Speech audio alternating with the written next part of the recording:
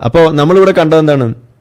ഈ കുട്ടിയോടുള്ള ചോദ്യമാണ്, അതായത് സ്ത്രീകളുടെ പള്ളി പ്രവേശനവുമായി ബന്ധപ്പെട്ട്. അപ്പോൾ ആ കുട്ടി പറയുന്നത് അങ്ങനെ ഒരു വിലക്കുണ്ട്, അത് മതത്തിൻ്റെ അല്ല, അത് കൾച്ചറലാണെന്നാണ് പറയുന്നത്. അതെന്തോ ആവട്ടെ, അതിനെക്കുറിച്ചുള്ളതൊക്കെ നമുക്ക് പിന്നീട് പറയാം. പക്ഷേ അങ്ങനെ ഒരു പ്രശ്നമുണ്ട് എന്നുള്ളത് ഇവിടെ സമ്മതിക്കുകയാണ്. പക്ഷേ അത് മാറും, അത് ഒരു റെവല്യൂഷൻ്റെ ഭാഗമായിട്ട് മാറുമെന്ന് പറയുമ്പോൾ നമ്മളിവിടെ ആ വിഷയത്തിലേക്ക് തിരിച്ചെത്തുന്ന അവിടെയാണ്. അതായത് ഈ ശബരിമല വിഷയത്തിൽ ഇതിനു വേണ്ടി ഫൈറ്റ് ചെയ്യാൻ വേണ്ടി വന്നിട്ടുള്ള സ്ത്രീകൾ, ആ മുസ്ലിം സ്ത്രീകൾക്ക് സ്വന്തം പള്ളിയിൽ കയറാനുള്ള അവകാശമില്ല എന്നതിരിക്കെയാണ് ഇവിടെ ഹിന്ദുക്കൾക്ക് വേണ്ടിയിട്ട് ഉണ്ടാക്കാൻ വേണ്ടിയിട്ട് ഇറങ്ങിയത് എന്ന ആ ഒരു അവസ്ഥ, അത് നമ്മളൊന്ന് ആലോചിക്കാം. അതായത് രണ്ട് കാലിലും മന്ദുള്ള ആളുകൾ, ഓക്കെ, ഒന്ന് മുഖം പോലും കാണിക്കാൻ പറ്റുന്ന അവസ്ഥയില്ല അവർക്ക് സ്വന്തം പള്ളിയിലോ കയറാൻ പറ്റില്ല, മുഖം പോലും കാണാൻ പറ്റില്ല, തൊഴിലെടുക്കാൻ പറ്റില്ല, ഇഷ്ടമുള്ള വസ്ത്രം ധരിക്കാൻ പറ്റില്ല, ജോലിക്ക് പോകാൻ കഴിയില്ല.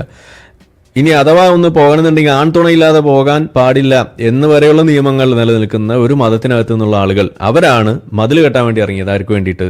സ്ത്രീക്ക് പുറത്തിറങ്ങാം, വിദ്യ അഭ്യസിക്കാം, തൊഴിലെടുക്കാം, ഒറ്റയ്ക്ക് യാത്ര ചെയ്യാം, എന്ത് വേണമെങ്കിലും ചെയ്യാം. പക്ഷേ ശബരിമലയിൽ അവിടുത്തെ ആചാരത്തിൻ്റെ ഭാഗമായിട്ട് സ്ത്രീകൾക്ക് കയറുന്നതിന് ചില റെസ്ട്രിക്ഷൻ ഉണ്ട് എന്ന നിയമം, അത് അനീതിയാണ് എന്നൊക്കെ പറഞ്ഞിട്ട് ഇറങ്ങി തിരിച്ചിരിക്കുകയാണ്.